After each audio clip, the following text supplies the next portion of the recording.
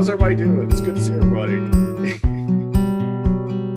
All right, let me see if I can find my little presentation.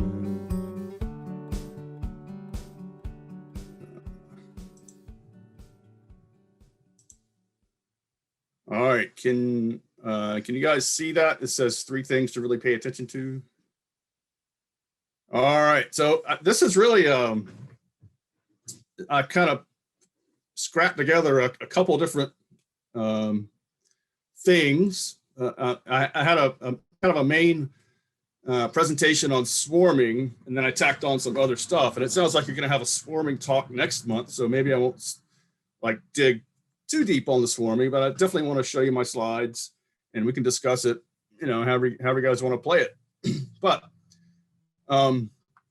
so I just want to start with 3 things to really pay attention to. And this is just based on what I see during the year, that these 3 things represent 90 to 95% of the bad stuff that I see, you know, through the year. And it's fairly simple stuff. It's nothing too fancy. So we'll see what we got. Number 1 is mites. Okay, you guys know how I feel about mites, and there's no doubt about it that mites are the biggest challenge to beekeeping. The mites and the associated viruses. And I was listening to some of the talk earlier about, you know, folks having trouble getting their bees through the winter. And I would say, and I got a few slides about this as well. If you're having trouble getting your bees through the winter, really double down on your Varroa management efforts, monitoring, so start monitoring earlier, keep monitoring later into the season, and do post-treatment monitoring. We'll talk about that here in a little bit, but mites by far are the biggest challenge to bee health. And I think this is probably for you guys about the right time to start looking for mites. And I'm going to show you, I was able to get into my bees 2 weeks ago and monitor everybody and do that kind of first monitoring of the season. And I'll share those results with you. The queen events, so that's swarming, supersedure, accidentally killed the queen, whatever. Colony loses a queen for whatever reason. Most of the time it's swarming. And so most of the bad stuff that I look at in July and August is, or July into August, late June into early August, I would say most of the bad stuff that I look at is related to queen events gone bad. And so we're going to spend some time talking about that tonight, on how to look out for how to manage those queen events. So we'll talk a little bit about swarming, what that is, and how to kind of work against that a little bit. And I'm going to give you some resources on things to think about kind of post-swarm, so that you can kind of keep an eye on the situation. You know, when a colony swarms, in my opinion, about 2/3 of the time, they'll make a new queen and they'll pick right back up. And sometimes you don't even notice that there was a swarm.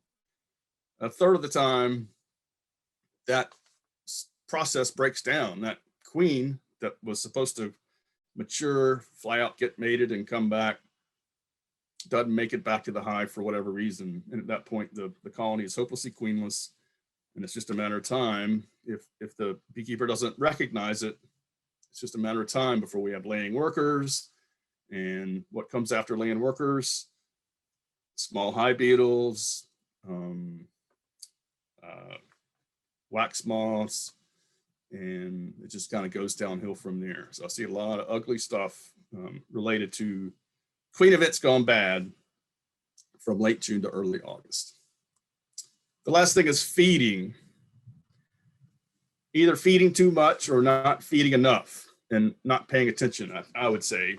And this can be, all these things can be a real challenge for new folks. You know, I think it really takes experience to see how it's going good and how it's going bad.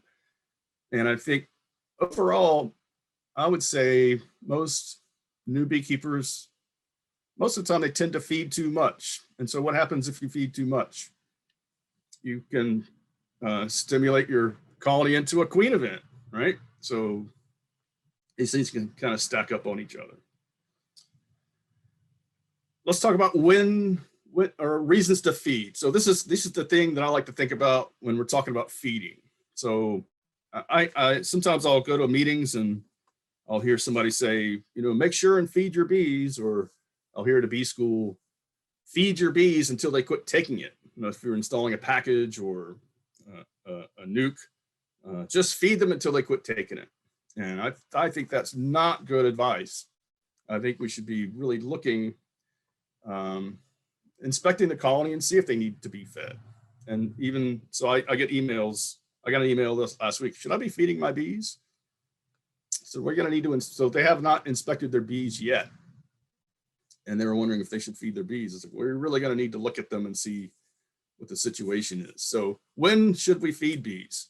If they're drawing comb. So if you install a package onto foundation or even a nuke, and there's not much nectar coming in and they need to draw comb, don't be afraid to feed. If they're about to starve to death, don't be afraid to feed. Certainly you want to keep them from starving to death.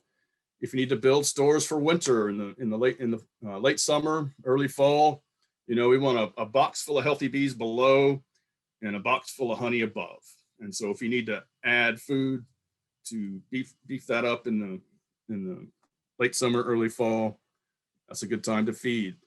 If you need to stimulate the queen to lay, so if you're trying to build up your colonies early so you can split them, so you can sell some bees, or if you want to make some more bees, I like to, which is kind of what I like to do, I like to start feeding them along a little bit, maybe a quart a week in January. Try to stimulate that queen to lay. So that's because I want to build my bees up to split them, to make more colonies. If you're managing for honey, and you're not trying to make more bees, you're just trying to manage for honey production, you have to be really careful with your spring feeding. Again, you don't want them to starve to death, but what happens if you feed them, you stimulate that queen to lay, your colony gets too big too soon, we've pushed them into a swarming situation. And honestly, this is if honey production is something that I really struggle with, because I feel like I always overestimate how many bees I need, 3 or 4 weeks ahead of the nectar flow to have good honey production. I always overestimate that. What happens if you overestimate how many bees you need before the flow? They swarm. There goes your honey production. And so that's something that I think I started keeping bees in 2007, April 2007. And I'm just now getting a little better at that. And so it is something that I struggle with. But again, let me go back. These 3 things: mites, queen events, and feeding. You don't have to be perfect on all these things, but you really do have to score about an 80% or better. I mean, if you score an 80% or better, you're going to have more bees than you know what to do with, right?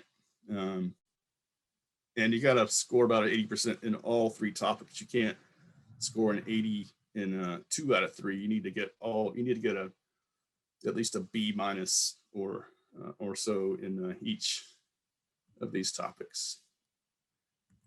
All right.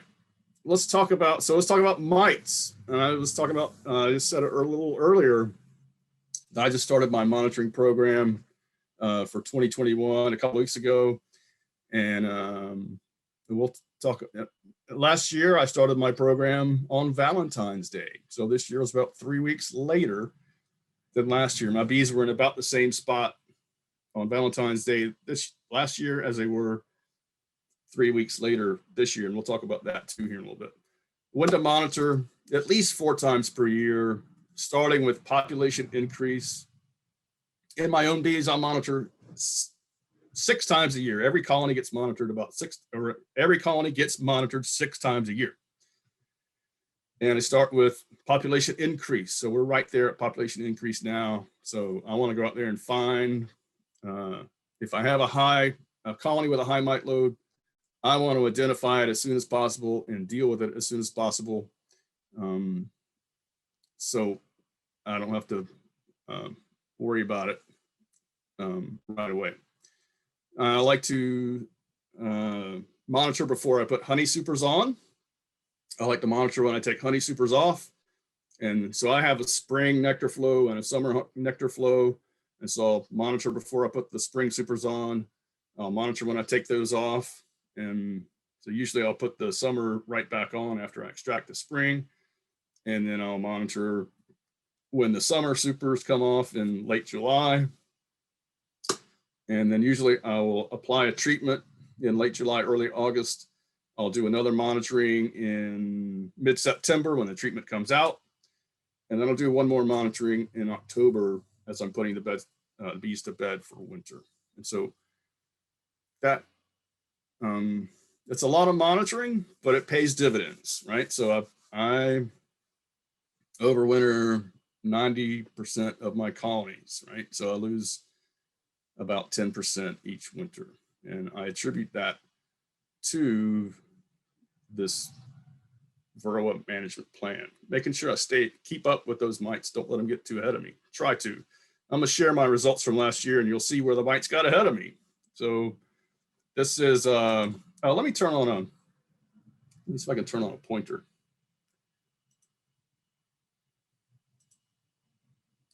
Can you guys see my red dot? All right, good.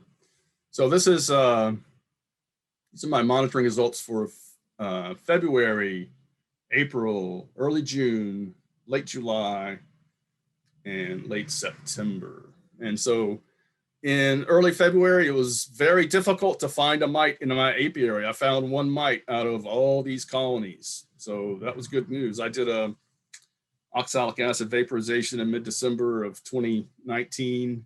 And so I was able to start 2020 pretty darn clean. I was very happy. This actually, the 1 colony that had the mite in it was at a yard not at my house, and it didn't get vaporized. So everybody that got that oxalic acid vaporization at my house, they were squeaky clean. So that was fun.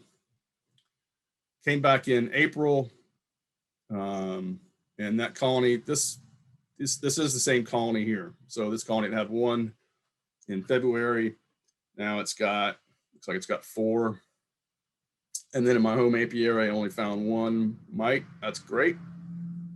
Even into June, I had 1 colony that has spiked a little bit. Had to do a little something with that, but everybody else is below the threshold. So far up into early June, hard to find a mite.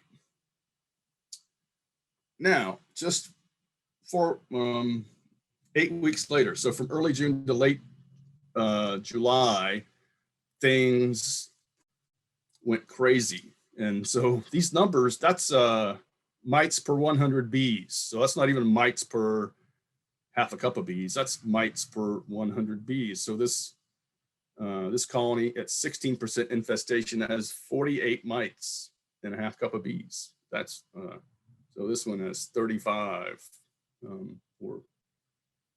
So it seems like it's even more. 45. Yeah. So about half the apiary just really got too far out of control for my comfort. And then I did an application of Apivar, did that post-treatment monitoring, and things came back into control. So I don't like to see things get this far out of control. And I would say that my mite numbers in 2020, those high numbers, they were double what they were in 2019. So I had that I spiked about twice as many mites in 2020 as I had in 2019.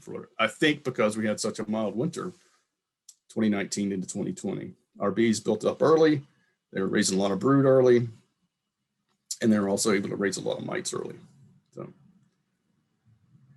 These are my monitoring results from 2021. So this is from a couple of weeks ago. I did find one colony at my house that had at 3.33%. So 3.33 mites per 100 bees. So there's about 10 mites in my half cup sample.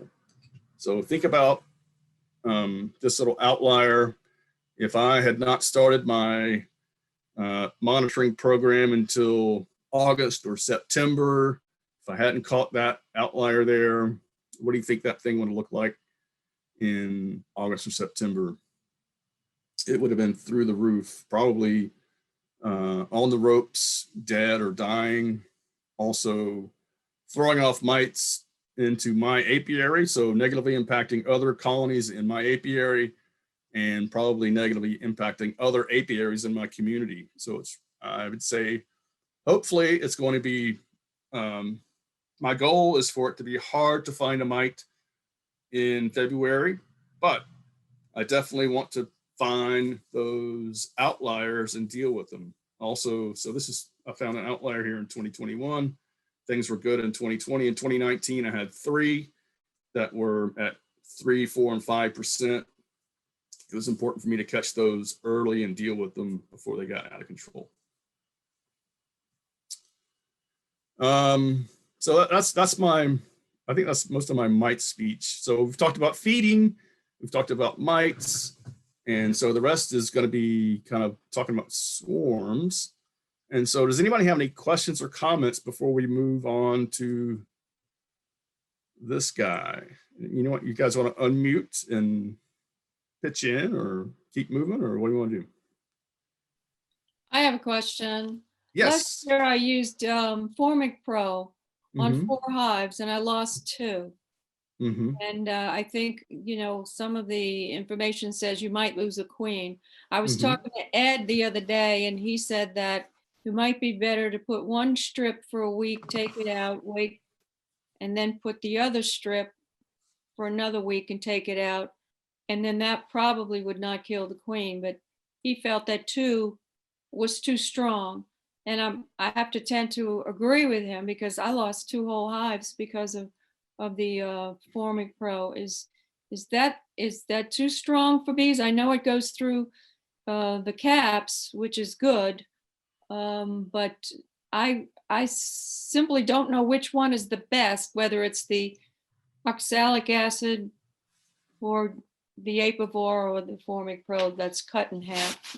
Yeah, so that's always that's the $1 million question, isn't it? So none of the treatments are perfect. None of them are silver bullets. They all have risks that go along with them. I would say for the formic acid, I would, so if you had troubles, with the double dose or with the full dose, and then you wanted to continue with formic acid, then I would certainly try the half dose. And so the instructions are on the label. So they have the full dose instructions and the half dose instructions.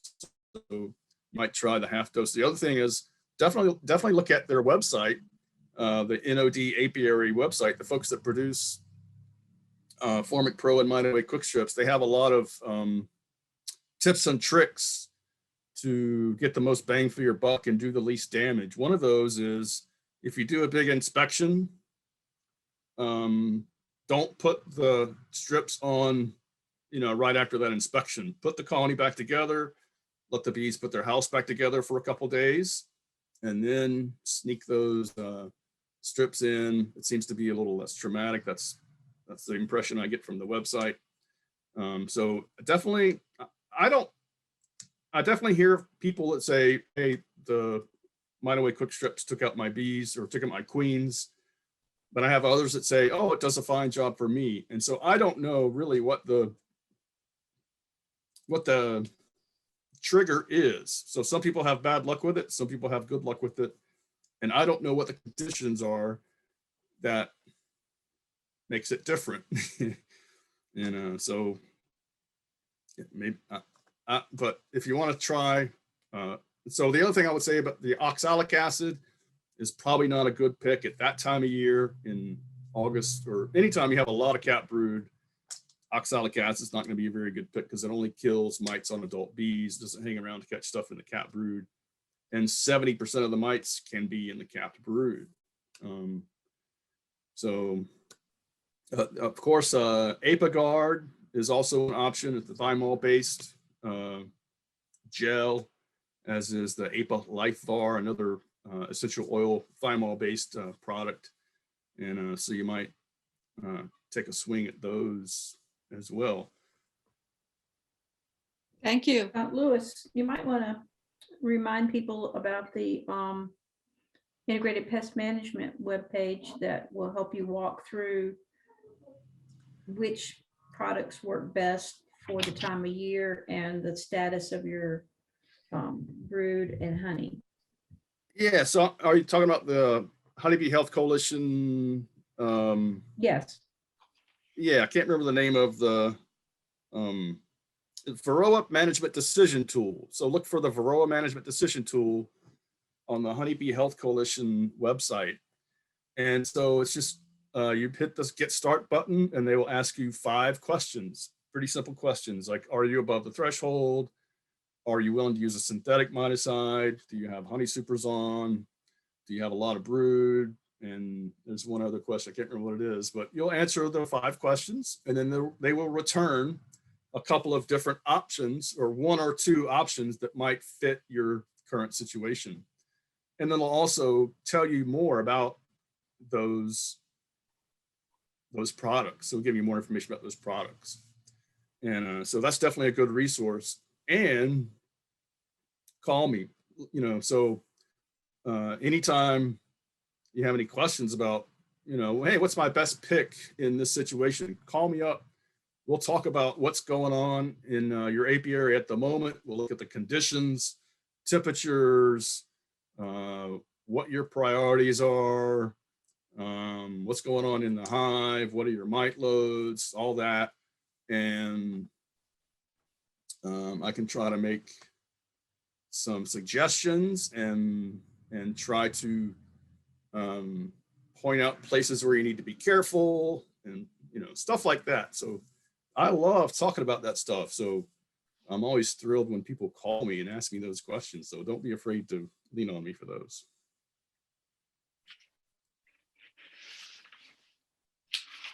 Anything else? All right, I'm going to keep moving along here. Let me see. All right, so swarm. Yeah, let me do that. I got 2 screens going here, so that's why I'm looking around like things are going over here. Swarming, what is it? What causes it? How can we hedge against it? How can we recover from it? And swarm management resources. So that's the next kind of section here. This so I put this presentation together for the Alamance County Beekeepers. So I used to live in the county next to Alamance County in Orange County, and actually as a young beekeeper, I went to the Alamance County Bee School. I think maybe the second year as a beekeeper, and so they invited me to come to do a presentation for them this spring. It was just a few weeks ago about swarming, and so I said, hey, I'll do that. I didn't really have one in the can, so I had to put it together. But they advertised this on the NCSBA website, and I saw the advertisement, and I said, ooh, I should attend that. I need to learn more about swarming. And then I realized, oh, I got to give that presentation. So definitely swarming is something that I struggle with, just like everybody else. So swarming is just the honeybee colony's natural means of reproduction. In that process, a single colony splits into 2 or more colonies. I'm down here at 900 feet. I live in a different world than you guys, and we're starting to have a little swarming in Rutherford County. I've heard reports, and I heard reports from Charlotte 2 weeks ago, and so it's coming your way. I would be surprised if there was any swarming going up there. Well, we'll talk about Ed's situation. I was up at Ed's house today, but it can start as early as February. and we might see some small swarms on into the fall.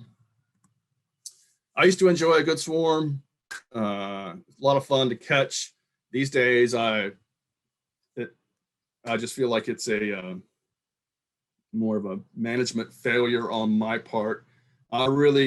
My goal is to split on my terms or to divide colonies on my terms. Invariably, if they do it on their terms, it's super inconvenient for me. So I'm on my way away from the house to do an inspection, and I see them leaving out of the hive, or I come home from a long day of work of inspecting colonies, and I see the swarm in the tree, and what I really want to do is go inside and get some dinner and relax, and now I've got to deal with the swarm. So I try to keep it to a minimum if I can. So what triggers swarming? Really crowding or hive congestion and the amount and distribution of queen substance. And those two things can kind of go together. So so it's really the queen substance is a pheromone known as QMP, or queen mandibular pheromone. It's transferred through the contact from the queen to young workers, and then that's kind of spread around the colony. If the hive has the good amount of QMP floating around, it prevents the rearing of new queens, and prevents ovary development or laying workers. Those QMP levels can dip if the colony is overly large. So if the queen is putting out a reasonable amount of QMP, but there's a very large space that has to cover, that can be a problem. That can trigger swarming. Or if you have an old queen who's not really pumping out the QMP like she used to, that can also cause swarming. So even if the colony is not overly large, if those QMP levels drop because the queen is kind of getting old, that can also trigger swarming. This is a little graph of temperatures, January and maybe the half of February temperatures.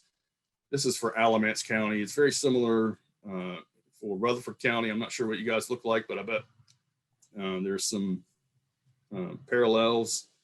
The blue line is maximum temperature in 2020, daily max temperature for 2020, and the orange line is daily max temperature for 2021. So January 1st to February 11th. And so in January of 2020, I had about a dozen days or so above 60 degrees. And I feel like when we have those days above 60 degrees, the bees are out there foraging pollen, and they're really ramping up brood production on those days. In 2021, you can see there was only one 60-degree day. This is Alamance County, but it's very similar in my neighborhood. And it might have actually even been raining on this day when it was 60 degrees. So there was not really any foraging going on. And so, as I said, I was able to do my population increase varroa monitoring, that first varroa monitoring on Valentine's Day in 2020. In 2021, it was about 3 weeks later. And so even though we're moving slower this year than we did last year, I would say that we're probably actually on time this year. The past 2 years where we had warm winters, I would say we were moving too fast. And so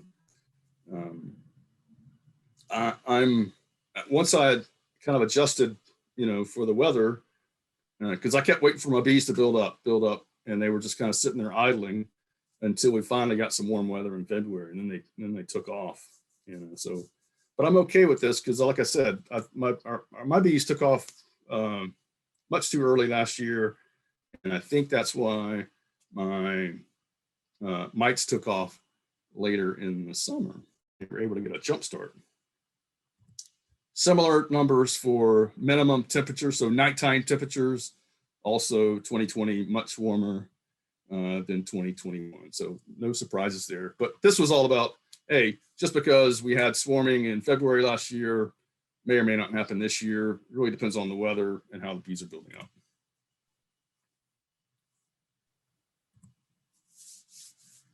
This is a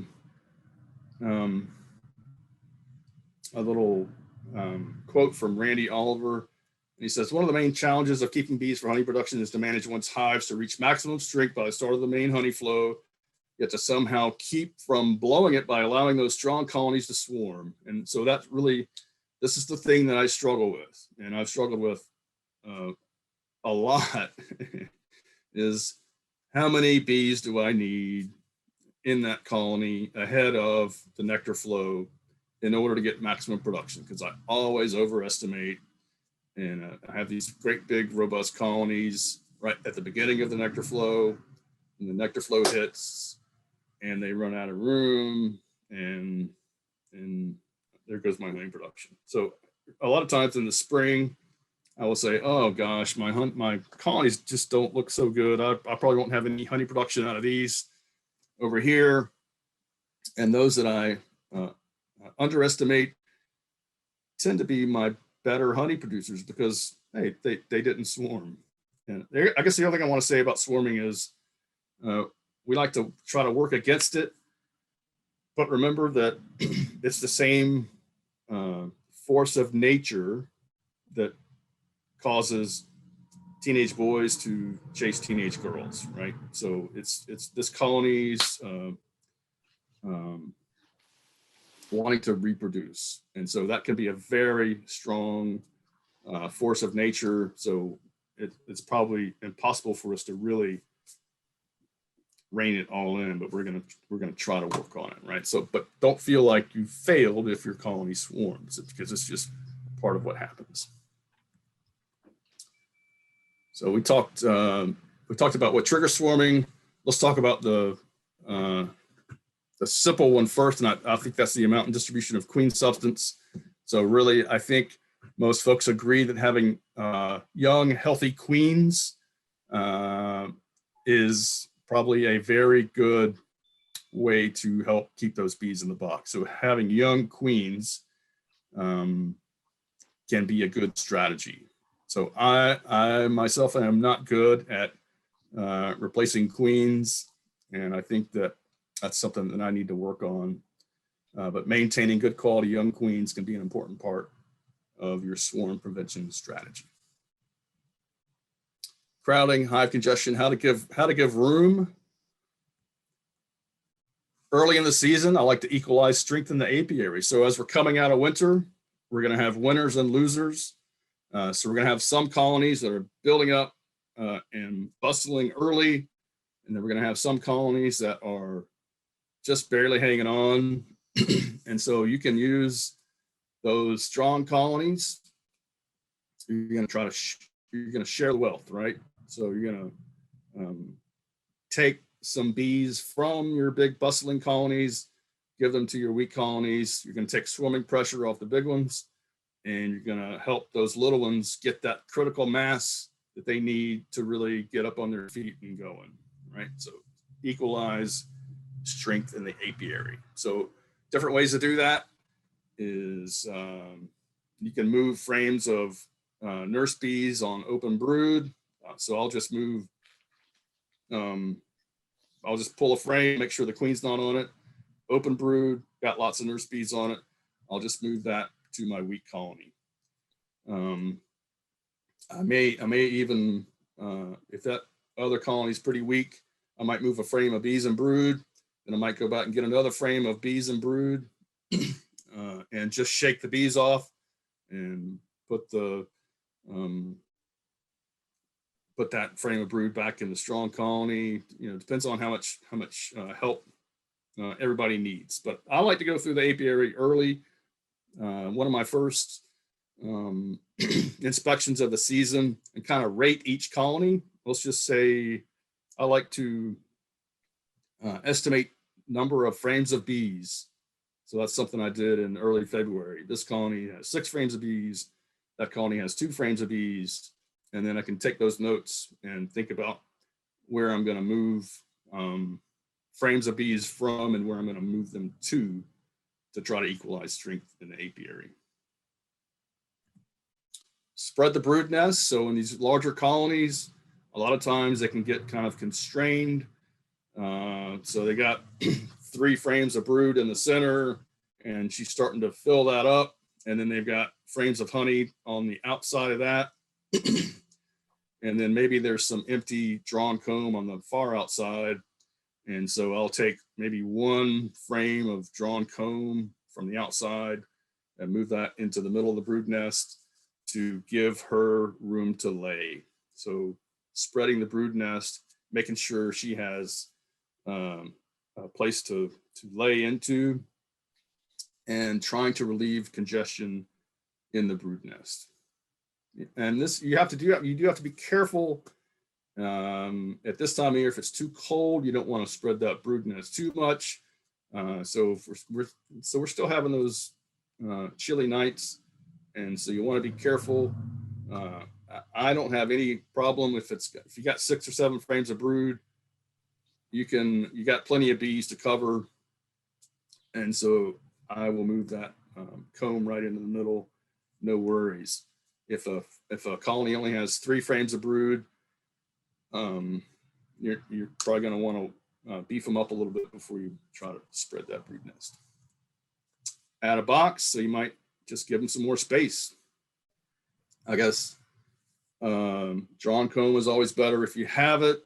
I guess, and the other thing that I see that gives people problems is adding they add space, so they'll put a queen excluder on, and then they'll add a box of foundation, and that is usually problematic. Bees are not too motivated to move through an excluder to foundation, and so if you don't have any drawn comb to put on them, I would skip the queen excluder for the moment. Put that box of foundation on top. Let the bees move up into it, let them start to draw it out. And then once they've gotten up there and started working, even if the queen lays some eggs up there, that's fine, because if there's brood up there, that's going to pull the bees up there and they'll start working it. At that point, then you could move the queen downstairs and put your queen excluder on. But just be careful adding a box of foundation above a queen excluder. A lot of times, the bees don't really look at that as extra space. Reversing hive bodies. So a lot of times you'll find that your bees have moved up through the winter. It's really what they designed to do. So you want, as I said earlier, you want to start the season or start the winter with a box full of healthy bees below, a box of honey above, and that cluster, they're going to move slowly up into that honey over the winter. And your job as a beekeeper is to make sure they don't run out of food before spring gets here. So either by feeding them or whatever you do. And so at this time of year, you might find that bottom box is just completely empty. And so some folks will just kind of move that empty box to the top, and then you can put some food on them, and then you can start working again. So we've got the brood downstairs and food above. You have to be very careful if that brood nest is split between those 2 boxes. So this is the bottom box, this is the top box, and your brood nest covers both boxes. If you got a good cluster like that, don't reverse in that situation, because then you're gonna separate the brood nest, and you don't want to separate the brood nest. So you got to be careful with that reversing hive body move. Splitting colonies. So as we get deeper into the season, and I think in a lot of places around North Carolina, people are starting to split those colonies. I'm starting to see some swarm cells developing, and so taking advantage of those cells and making those splits. One way that, so here is an example of just queen cups. So sometimes you'll pull a frame out and you'll see these little queen cups on the side of the comb. And so I always want to look and see what's in them. Just because you have cups, that doesn't mean that swarming is necessarily in process, but it does tell you that it is, on the horizon. Usually it tells you that it's probably on the horizon. And so you want to kind of assess the situation. How much capped brood do I have coming? How much room do I have? If I find cups like these and there's nothing in them, or even if there's just sometimes I'll find an egg in them very early in the process, you got lots of wiggle room to address the situation, either by splitting them, spreading the brood nest, pulling some bees out, giving them to somebody else. You can intervene here. They are not too invested in the swarming plan yet. If you get to this point, they've made up their minds and you're going to have to roll with it. And so this is, I wanted to show this slide because it's an example of an easy way to kind of go through the apiary and check to see what the status is. And so this beekeeper has just lifted the top box up off of the bottom box, just tilted it back to look at the bottom bars on the top box, and just kind of scan those bottom bars. And if there's nothing, if you don't see any cells on those bottom bars, you're probably good. If you see stuff like this, you're going to have to take that top box off, and you're going to have to dig in and do some management to try to mitigate the situation. You will, in this case, you will probably tear and destroy some queen cells. So I think this is the bottom part of a queen cell that was probably attached over here, one of these. But even if you break a few queen cells in this process, there are going to be others that are going to be intact, a lot of times up on the frame that are out of harm's way. And so don't worry about it. But in this situation, you do need to kind of take some action. Their swarming is imminent. You're probably not going to change their mind by giving them more space and tearing down cells. They've made up their mind. You need to make a split and try to mitigate that situation.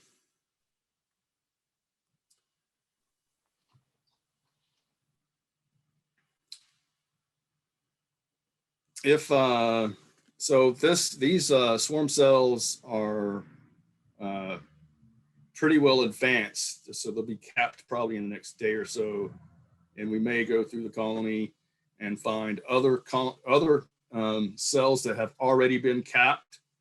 And so I think that the colony tends to send out the swarm about the same time that the cells are capped. So when I go into colony and I find capped queen cells, it makes it a little tricky because they have probably already swarmed, or they're really getting ready to swarm, and that can be tricky if they have swarmed yet. They have the queen on ice so that she's lost some weight so that she can fly, and now you have this very populous colony, and can be very difficult to try to find a smaller queen with all these bees, and it can be kind of frustrating. So, and in this situation, I'm going to look for the queen, but if I don't find her, I'm just going to assume, or I'm going to kind of hedge my bet. I'm saying, well, she's probably already gone, so I'm just going to split this thing, make sure I have swarm cells in both sides of the split. She may still be in one side, I don't know, and so I may still have a swarm. So if I have a queen cell and a queen on one side of the split, that colony's still going to swarm, but the swarm's going to be much smaller than if I hadn't done anything. So I've helped the situation at least a little bit. And maybe she's already left, and you're going to try to just take advantage of these these swarm cells to make some increase here.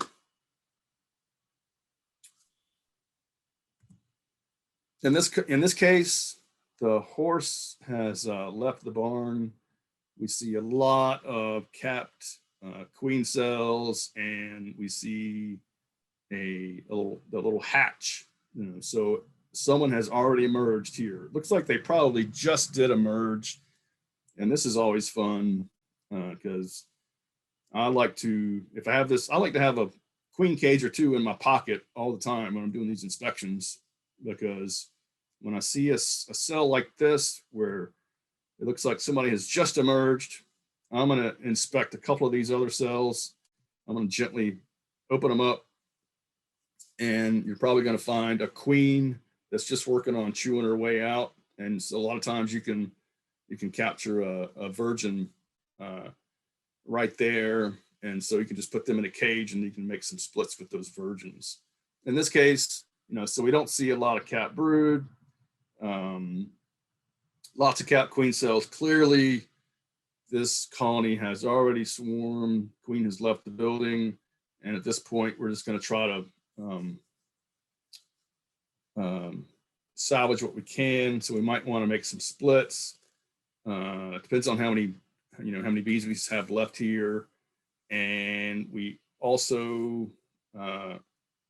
if there's not that many bees left, we might tear down most of the queen cells to try to prevent a bunch of after swarms that are also going to take bees with them as they go. I have seen colonies nearly swarm themselves to death with after swarm, after swarm, after swarm, so that all you have left is just barely a handful of bees with the virgin.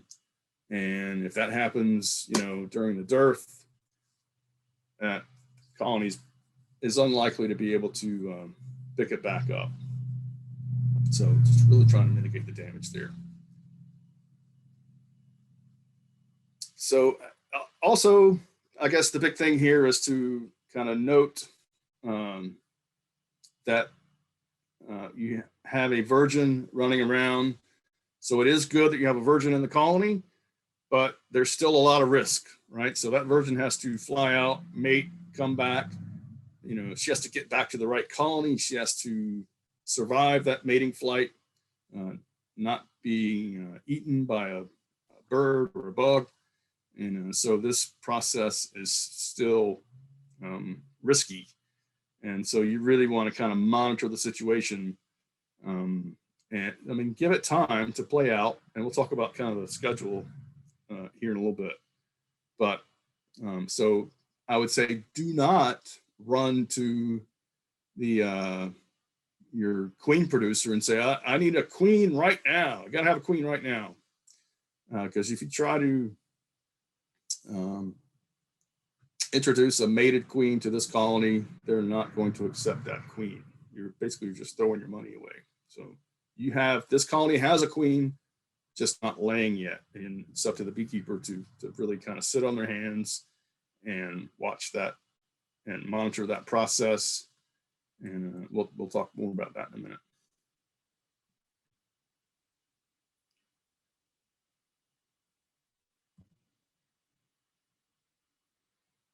Well, so hopefully we'll come back in a couple of weeks after, this.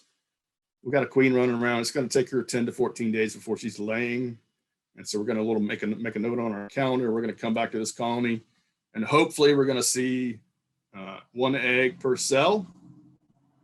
Or if we don't see eggs yet, hopefully we're going to see something like this, where we can see that the bees are cleaning out an area for her to lay, right? So we call that polishing cells.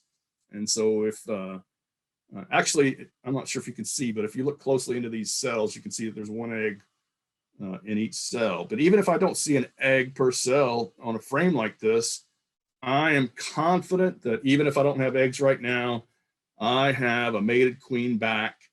And as I can see that these workers are clearing out space for her to lay, they're preparing a place for her. And I know that things are going to go good. I'll just put that colony back together, and I'm going to come back in another week or so and expect to see eggs. What you don't want to see is multiple eggs per cell. This is queen event gone bad. That virgin flew out to get mated and did not make it back to the colony for whatever reason. maybe she flew into the wrong colony. But at that point, that colony is hopelessly queenless. They have nothing in their colony that they can make a new queen with. There's nothing they can do. And once we have laying queen or laying workers, certainly we cannot add a mated queen to this situation, because these bees already think they have a queen. So they view these laying workers as their queen. And so please do not try to introduce a mated queen here. It's not going to go good. My favorite go-to tool, which has never let me down, is doing a newspaper combine. I'm going to take this defunct laying worker colony, and I'm going to combine it with a strong queen right colony in the apiary that has a lot of open brood, and that brood pheromone and that queen pheromone is going to shut down this laying worker issue.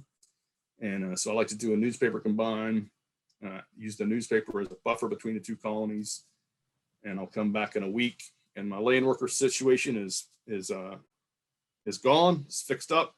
Now I can either make a split with a new mated queen, or I can just condense the colony, or whatever I need to do. But you got to deal with the laying workers. Number one, you got to recognize that you got laying workers, and number two, you got to deal with it, because there's no way they can fix that on their own. And if it's not fixed, that's where hive beetles and wax moths move in to take advantage. This is a interesting photograph taken by, it says Randy Oliver, but it was taken by Rick Core. I made a mistake there. Rick Core is a queen producer, and somebody came into Rick's place and said, I need a queen. I got a colony that doesn't have a queen, and I need a mated queen I can add to this colony. And so Rick sold him a queen, sold him a marked queen, marked yellow. And a couple days later, the guy comes back with a dead queen in the cage and said, hey man, you sold me a bum queen. This queen is dead in the cage. And I think Rick just gave another queen and sent him on his way. But after he left, he started looking at this queen. Now, what's wrong with this queen? It's got a stinger. The reason it's dead is because it's got a stinger in the head. So it's not, it wasn't a queen problem. It was a beekeeper problem, right? So this is an example of a beekeeper who jumped the gun. Oh, I don't have any eggs. I guess I don't have a queen. I need to add a queen. And so this is what happens when you try to introduce a queen to a colony that, even though they don't have a laying queen at the moment, they are working on getting there, and they're not going to accept a mated queen that you've spent your hard earned money on. So I think this is I think this happens a lot, especially with new beekeepers. And I know that as a new beekeeper, patience was something that I had to really work on. So I was kind of in the same boat, because they told me in bee school that if I didn't have a laying queen, that things were going to fall apart really soon. And I discovered that's not necessarily the case. If I don't have a laying queen at the moment, doesn't mean I'm not going to have one in a week or two. Just means I don't have one at the moment. Sometimes you need to sit on your hands and assess the situation. One thing I like to do, if I'm not sure what the situation is, if I'm not sure if the colony is working on a queen, or if they're just hopelessly queenless, they're right there at the edge, I'm not sure what's going on, my favorite tool here is to give them a frame of open brood. I'll make a little mark on the top bar, give them that frame of open brood. And if they need a queen, they're going to pull a queen cell, because I've given them what they need to make a queen. If they don't pull a queen cell, that tells me they have it under control. I just need to sit on my hands. So that is a pretty important tool. If you're not sure what the queen right status of the colony is, they don't have any eggs or young open brood, you're not sure what the deal is. If you'll give them eggs and young open brood, if they need to make a queen, they'll take advantage of that and pull a cell. So put that frame in, come back in 4 or 5 days, pull that frame out and look for queen cells on that frame.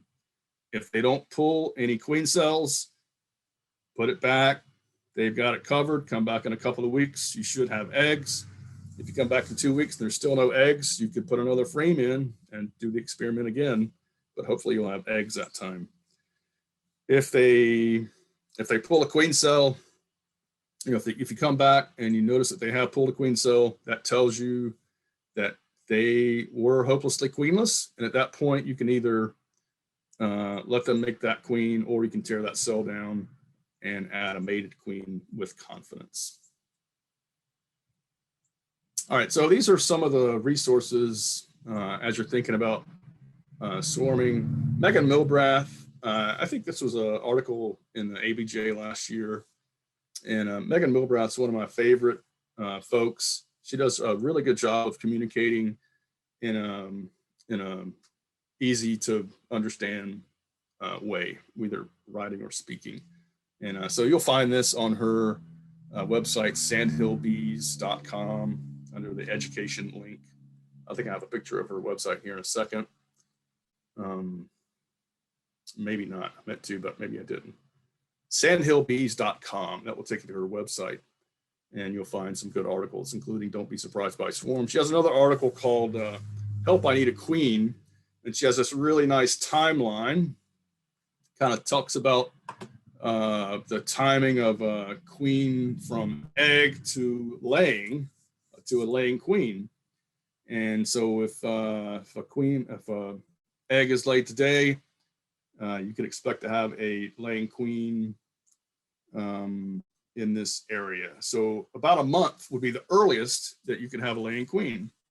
And if you get too far out, it's unlikely that you're going to find a laying queen after, so you don't have eggs after 36 days. It's more or less and less likely that you're going to have a laying queen. So you can think about this as can help you figure out the timing.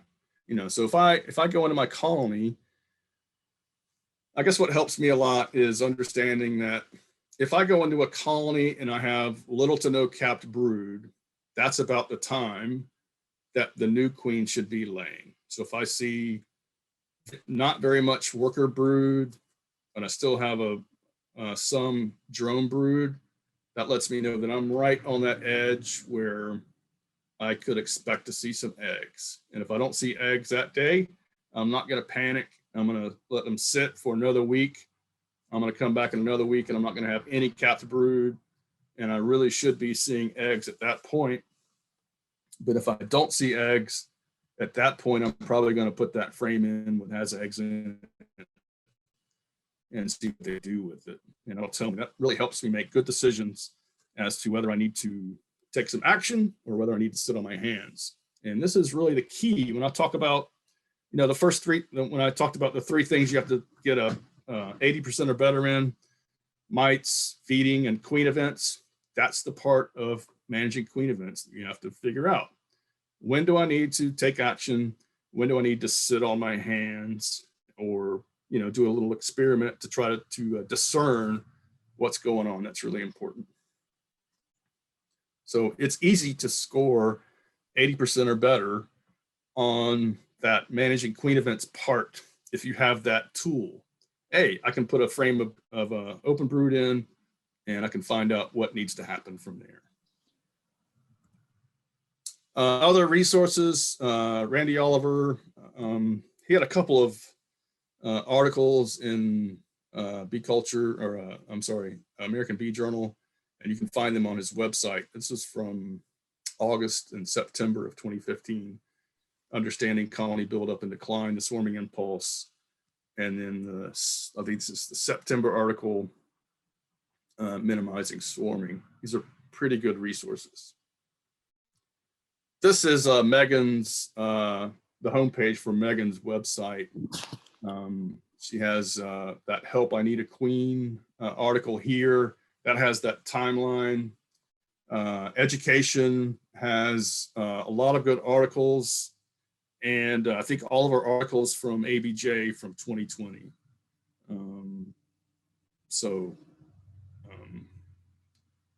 It's good stuff. It's as good as Two Bees in a Podcast, in my opinion. It's one of my favorite resources. Yeah, so that timeline you'll find there. All right, so with that, I'm going to stop sharing my screen, and we can kick around some questions and comments. If maybe I can stop sharing my screen.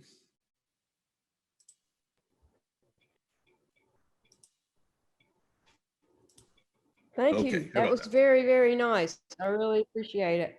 So anybody have questions for Lewis? Michelle, how many people show up and say, I need a queen right now?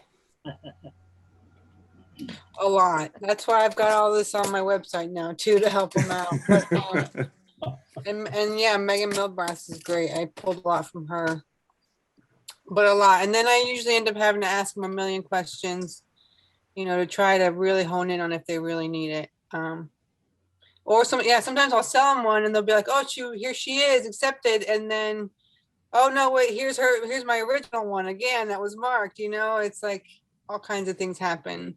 Yeah, so when it's emergency, it's a lot of times it's something else. Yeah, so I would definitely say I definitely advise queen producers. I mean, if I were a queen producer, I would say I do not sell emergency queens. I just don't sell them. If you want a queen to make a split or something like that, or to replace some old queens, I'll sell you a queen. But if you need an emergency queen, I don't do that because I don't think there's any such thing.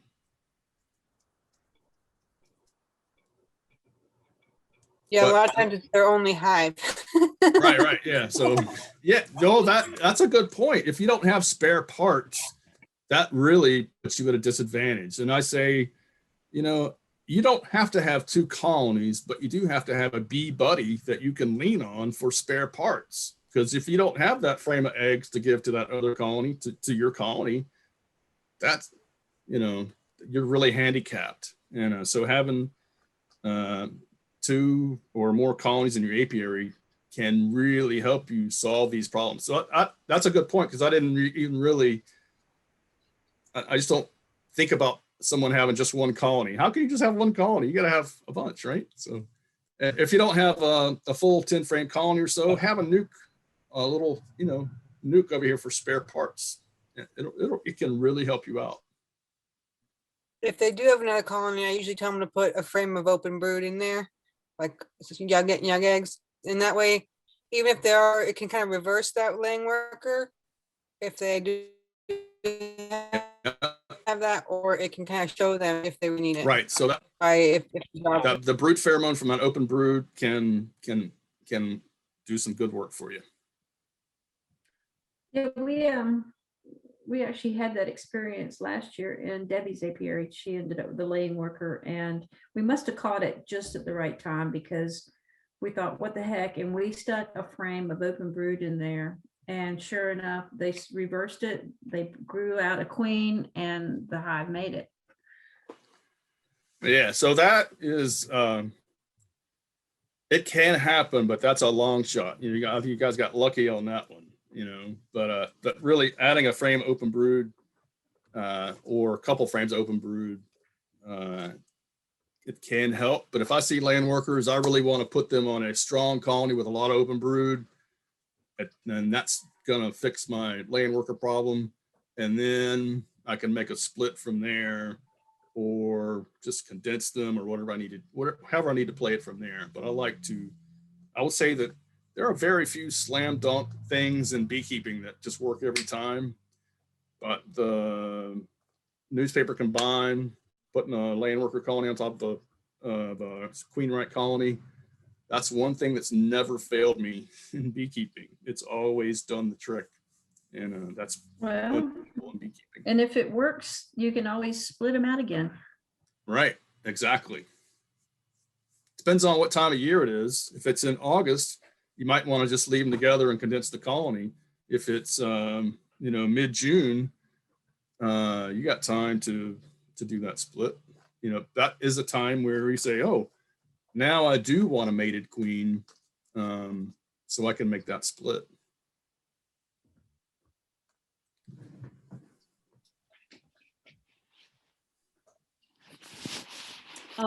I have a question. I was reading some information that Michael Bush had put out about swarm prevention. And what he does is if he has two deeps, the bottom deep and an upper deep, he just moves the empties around with the brood around. And I was wondering if anybody out there has tried it. I have not, but I do have the formula. And I'm thinking maybe this year it might be something, if I need to do it, I'd try it. I just don't know if anybody out there has used it. Or if you know anyone that has and has had as much success as he has. Are you referring to checkerboarding? Yeah, like your bottom deep, you'll have 2 frames of brood and 1 empty, 2 frames of brood, 1 empty, 2 frames of brood, 1 empty, and then a frame of brood. And then your upper deep, he's got 3 empties, 3 broods in the middle, and then 4 empties. And he claims that this breaks the swarm. I just don't know. I mean, it's great for him. I just don't know if anybody in our group has tried it and has success. I haven't tried it, but So you could tone it down and do kind of just spread the brood nest a little bit, like I was saying earlier, by just moving maybe 1 frame of drawn comb into the middle of the brood nest to give them elbow room. And so if you have a great big strong colony that's bursting at the seams, maybe you can go heavier like that. But really, it's going to vary from colony to colony, from condition to condition, what you can get away with. Thank you. Especially I think weather would probably have a lot to do with that. I mean, when it's hot and bees are spreading out anyway, as when it seems to me the checkerboarding is most effective. All right. Thank you. Yeah, I wish we had good, here all you got to do on this date is this thing, but there's so much variability from colony to colony and condition to condition and year to year that we really have to kind of inspect the colony, see what's going on, see what we can get away with, and take our best crack at it, which sometimes it works out, sometimes it doesn't. And hopefully we can learn from those times when it doesn't work out. I'm still learning, I'm still making mistakes, and still, certainly still learning and seeing new stuff and learning new stuff.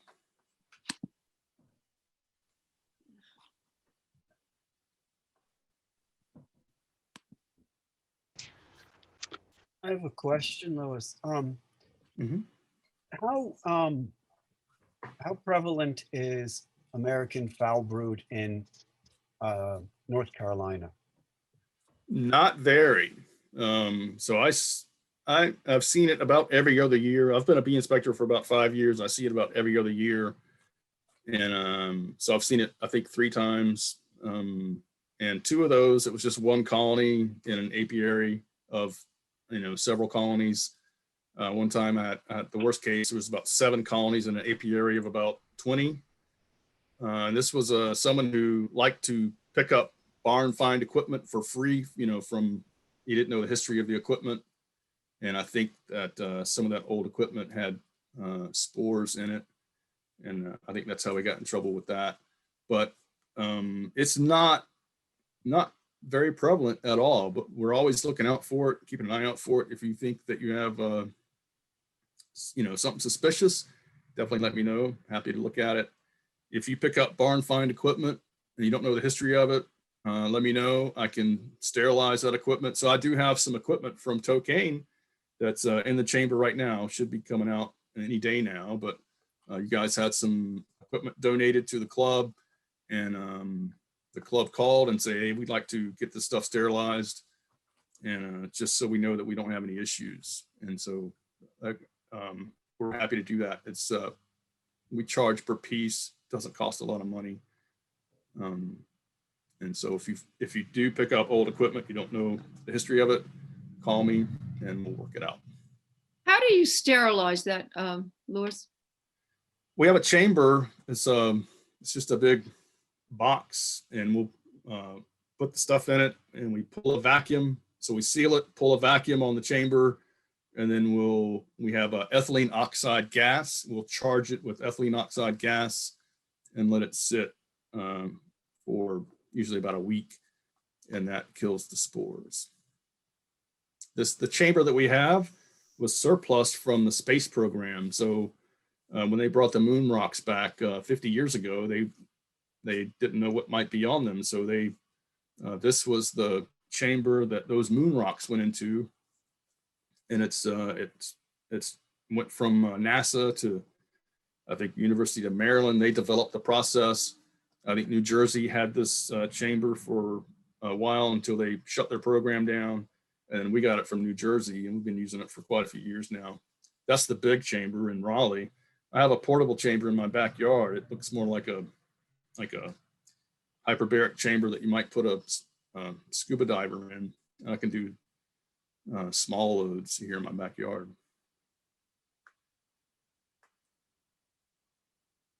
Thank you. What do you fumigate it with? Ethylene oxide gas. Ethylene oxide. Sterilizing gas. Okay, I've never heard of that. So I think it's used to ripen bananas. It's used for other things, but it's a mean, nasty, toxic gas. You have to be very careful with it, but it does do a good job of killing American foul brood spores. Ethylene oxide. Yeah, I think you're right. I think it's used for ripening most fruits and vegetables that are picked when they're not quite ready, which is why tomatoes have no flavor in the grocery store. Yeah. So, and North Carolina is really unique. I think we're the only state that has this capability, and so it really is something that we're proud of, and other states are jealous of. I was going to say it's a great resource to have. Mm-hmm. I can sterilize a colony, bottom board, a couple of boxes, top, and all that for about $10. If we pack my truck full of equipment, just as much as we can cram in the back of my truck, that's going to cost about $110 to $125. So totally reasonable. The fellow that had the 7 colonies, he had a shed full of old equipment he didn't know the history of. So I said, well, let's just sterilize it. So I sterilized probably 3.5 truckloads of equipment for him, and he's good to go again. Lewis, does it sterilize other things besides American foul brood? I mean, are there other pathogens it gets rid of? That's a good question. And so I don't think there are really a lot of other issues with comb other than American foul brood. So even if I had nosema or viruses or even European, I think that just letting that comb rest for a bit is fine. So I'm not really, I'm not worried about really sterilizing anything except for something that might have American foul brood.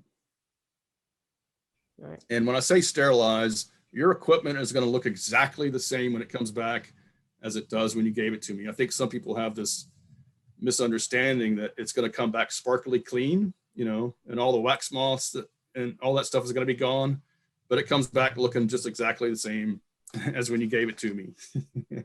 So if you don't have American foul brood, there's really no, or if you don't know the history of it, we can certainly do it, but it's going to look exactly the same when you get it back. It's not going to be have a nice new paint job or anything.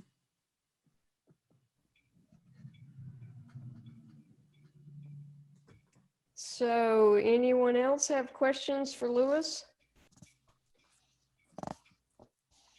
Hey, now's your chance this time of year.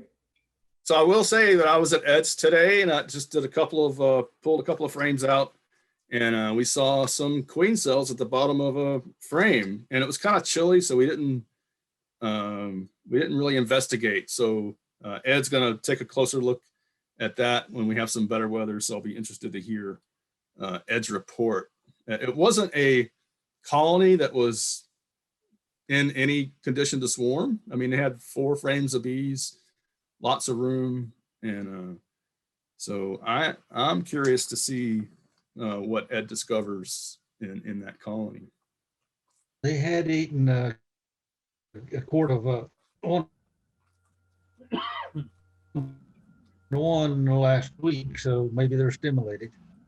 Yeah, so we'll see. But I'm interested to hear. So I'll be bringing that fumigate equipment back to Ed in the next couple of weeks. So I'll get a report from Ed in a couple of weeks when I bring that stuff back.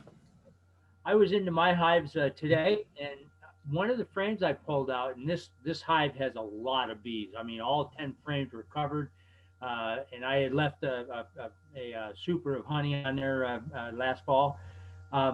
One of the frames I pulled out had a third of the frame on one side was all drones. A third of the frame on the other side was all drones, and right in the middle there was a few cat brood. Now 6 other frames are full of cat brood, on this hive. Should I leave all those drones, or should I go ahead and just scrape off half of them? And I did see a few drones running around already. Yeah. So that's a good question. And so depends on if you want drones. I mean, so if you want to mate some queens in your neighborhood, you might want to have those drones around. But if that's not your thing, maybe you could. So the mites do enjoy a reproductive advantage in the drones. So you do have an opportunity to kind of maybe remove some mites from the colony. So you'll have to. I have been trying to remove some of my worst frames in my frames that were in bad condition, because when the bees repair them, they repair them by putting drone brood in there. And so I have some frames that have more drone brood than I would really like to see. And so this is the time of year where I like to try to work those out of the system. Yeah. And you can also, if you have like a capping scratcher, you can stick that into that brood and that drone brood and just pull it out. And so you pull that drone pupa out, and you can kind of survey your mite load. It's not going to tell you mites per 100 bees. Yeah. But if you pull out 20 drones and you don't see any mites, that's a good sign. If you pull out 20 drones and you see 20 mites, that's a bad sign. And you can also, when you pull your, a lot of times they'll build drone comb in between the boxes. And so that's also this is also a good time of year to be looking for mites in that drone brood. And so if you're finding mites in that drone brood, that's a red flag that you need to, do some serious monitoring and assess the situation. Thanks. I'll be moving 2 of my hives from one location to the next. Is there a particular time frame you think I should do that? So I like to Now or in April or? So I think earlier is better, as soon as possible. And as far as the time of day, I like to put some kind of a screen on it, either at night or first thing in the morning before the sun comes up, before they're foraging. And just to make sure I take everybody with me. All right, thank you. So as we get deeper into the season, that colony gets bigger and heavier and harder to move. So the quicker you can move it, the more convenient I think it'll be for you. Okay, thank you.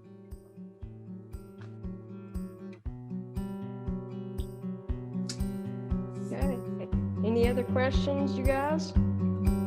This has been great, Lewis. Thank you so much for doing Oh, this you're for us. welcome. Thank you for putting up with me.